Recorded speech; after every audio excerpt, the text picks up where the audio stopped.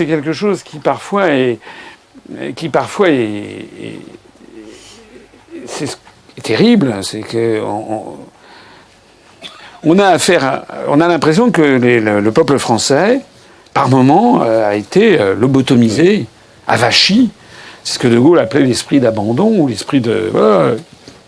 Moi, j'ai été dans des cabinets ministériels. J'ai travaillé auprès de ministres, j'ai vu des gens, auprès de Mitterrand. Enfin, j'ai pas travaillé auprès de Mitterrand, j'ai quand même été auprès de lui plusieurs fois. Auprès de Chirac, auprès des ministres. Et on a une classe politique qui, mentalement, a baissé les bras. Vraiment. Qui, mentalement... voilà... Enfin, c'est pas une classe politique, mais... Enfin, je sais pas, un monde politique, ce que vous voulez, j'en sais rien, mais des gens qui ont perdu de vue l'idée même que l'on puisse se rebeller contre le cours des choses. Voilà. Et malheureusement, il y a beaucoup de Français qui sont avachis derrière leur télé, derrière leur ordinateur, derrière leurs jeux vidéo, qui ont des petites passions médiocres.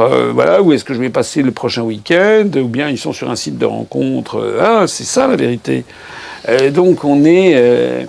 parfois, ça peut être un peu déprimant de se dire, il y a peut-être des fins aux civilisations, et un abandon, un avachissement général. Alors ça, parfois, ça c'est ce que je pense quand ça m'arrive d'avoir des hauts et des bas aussi, parce que vous savez, depuis 10 ans, il faut quand même avoir un sacré caractère, je peux vous dire, pour faire ce que j'ai fait, dans les conditions dans lesquelles j'ai fait. Je suis parti de zéro. Et par d'autres moments, on se dit quand même, quand on voit des gens qui adhèrent de partout, quand on voit que des gens, des jeunes, on a beaucoup de jeunes, hein, dans notre mouvement, c'est un mouvement très jeune, ne serait-ce que par le développement par Internet, et puis par capillarité. Maintenant, il y a des jeunes qui parlent à leurs parents ou à leurs grands-parents, donc on voit progressivement l'âge moyen qui augmente, parce que de plus en plus, il y a des effets de halo, les gens parlent, le bouche à oreille. Donc moi, j'oscille toujours entre, par moments, un peu déprimé en disant j'y arriverai jamais, et puis d'autres moments, c'est bon, ça va marcher. Voilà.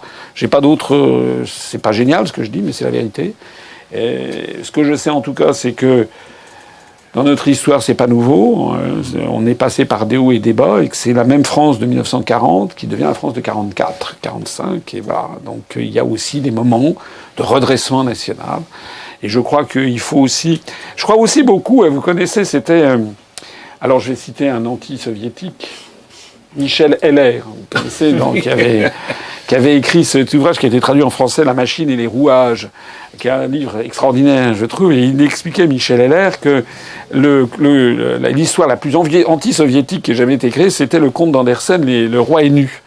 Vous savez, ce conte d'Andersen où il y a des escrocs qui arrivent à Copenhague et puis qui prétendent faire c'est des tisserands, ils font un tissu tellement léger, tellement extraordinaire qu'on ne le sent pas, et seuls les gens intelligents peuvent le voir.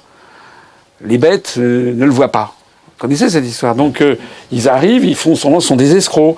Alors ils font semblant de tisser un truc, la rumeur se répand, et puis le roi l'entend, et puis il dit, mais c'est quoi ce truc-là? Alors le grand chambellan dit à l'un de ses adjoints, allez voir de quoi il s'agit. L'adjoint va voir, puis il voit rien. Et donc il revient auprès du grand chambellan, il dit, si je dis que je ne vois rien, je vais dire qu'il va me prendre pour un imbécile. Donc il dit, écoutez, j'ai vu un truc, vraiment, effectivement, c'est un tissu fantastique, avec des brocards, avec des lumières, etc., chatoyants. J'ai jamais vu un truc aussi beau. En plus, il y a une légèreté. Alors le chambellan se dit, je vais y aller à mon tour, je vais aller voir ça. Donc le chambellan voit, il arrive, et puis il voit les types qui font semblant de tisser, et puis il n'y a toujours rien. Et le chambellan se dit, mais attendez, il se dit intérieurement, c'est mon adjoint l'a vu, moi je ne peux pas ne pas l'avoir vu, puisque ça va dire que je suis un con par rapport à lui. Donc le chambellan lui-même dit, c'est magnifique, et va faire rapport au roi. Et donc le roi lui-même décide d'aller voir le tissu. Donc il arrive là-dedans, grand à roi, et puis c'est le jour de la fête du royaume, où on lui a préparé ses vêtements avec ce tissu. Donc le roi arrive, et il voit rien. Et tous les courtisans sont là à s'extasier devant ces vêtements extraordinaires. Et donc le roi se dit intérieurement, je ne peux pas être le seul à me... Voilà, je suis... Donc il entre dans le fantasme. Et donc il fait semblant, alors on lui fait, vous êtes merveilleux, mais en fait il est en petite culotte, si j'ose dire. Et puis il sort dans la rue comme ça, devant tous les gens des habitants de Copenhague. Vous savez, c'est un conte d'Andersen. Hein. Ça s'appelle Les habits neufs du vieux roi. Et donc il est comme ça dans la rue, en slip, et tout le monde est là. Et puis il y a un petit garçon qui a 7 ans, qui est dans la foule, et lui d'un seul coup il dit « Ah, mais le roi est nu !» Et d'un seul coup, les gens qui sont autour de lui se disent « Mais c'est un petit garçon, je sais pas, il a 6 ans, il est innocent, donc il dit la vérité. » Et d'un seul coup, tout s'effondre, c'est-à-dire tout l'artifice de mensonge s'effondre parce que la vérité exerce ses ravages. C'est un petit peu ce que j'espère faire, c'est-à-dire que la vérité exerce en ce moment ses ravages. Elle se suffit elle-même. Voilà, et elle est autoporteuse et elle se développe à toute allure. Et c'est ça que j'ai vu hier à l'Association des maires de France.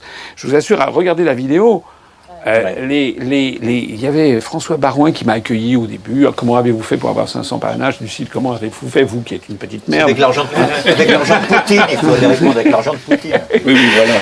Et puis je peux vous assurer que quand il m'a raccompagné, c'est pas le même homme. Hein. Parce que Macron avait été hué le matin. Oui, oui. Et là, il y avait quand même des maires de ville, des PS, des Républicains. La question du maire de la Désirade vous a bien aidé. Oui. et puis, lorsqu'il est... Il y a quand même eu la moitié des maires qui m'ont applaudi.